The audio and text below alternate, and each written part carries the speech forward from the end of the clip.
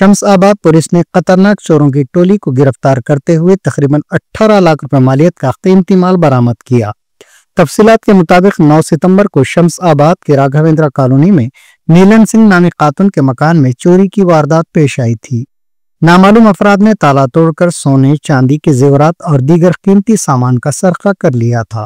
मुतासरा की शिकायत पर आरजीआई एयरपोर्ट पुलिस ने मुकदमा दर्ज करके तहकीकात शुरू की। पुलिस ने टेक्निकल शवाहिद और सीसीटीवी फुटेज की मदद से 3 मुलजिमीन को गिरफ्तार किया। तफ्तीश में मुलजिमीन ने न सिर्फ ये वारदात बल्कि इससे कबल 4 दीगर चोरियों का भी एतराफ किया। इनके कब्जे से 17-16 वजनी तिलाई जेवरात, 50 तोले चांदी के जेवरात और 3 मोटर बाइक्स बरामद कर ली गईं।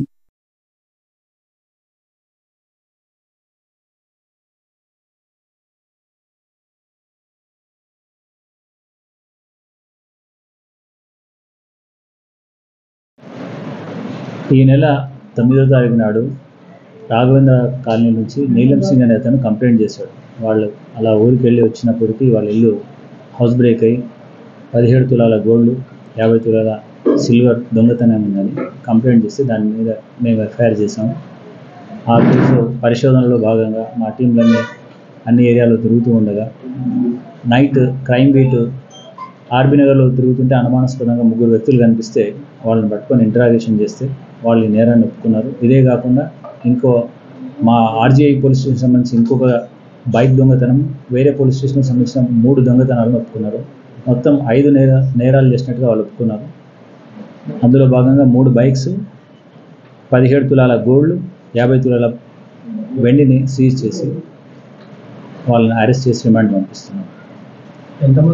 మొత్తం ముగ్గురు నేరస్తులు.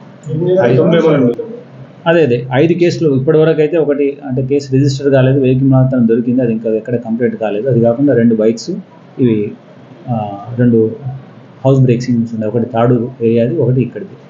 మొత్తం 5 నేరాల్లో వాళ్ళని అరెస్ట్ చేసి మేము రిమాండ్ చేస్తున్నాం.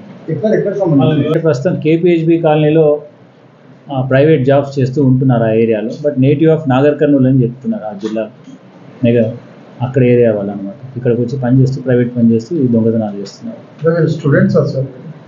ఇప్పుడు కాదు, ప్రైవేట్ జాబ్ చేస్తున్నారు, పని చేస్తున్నారు. టోటల్ వర్త్ 18 lakhs ఉంటుంది. జల్సాలు చేయడానికి ఏవైనా స్టూడెంట్స్ కదా వాళ్ళు చేస్తున్నారు. వాళ్ళకి కొన్ని జల్సాలు చేయాలని ఉద్దేశంతో ఆ ప్రైవేట్ జాబ్ చేస్తున్న దాంట్లో ఇన్కమ్ సరిపోక ఇవి అడిషనల్గా పనులు చేస్తున్నారు. గతంలో ఎస్.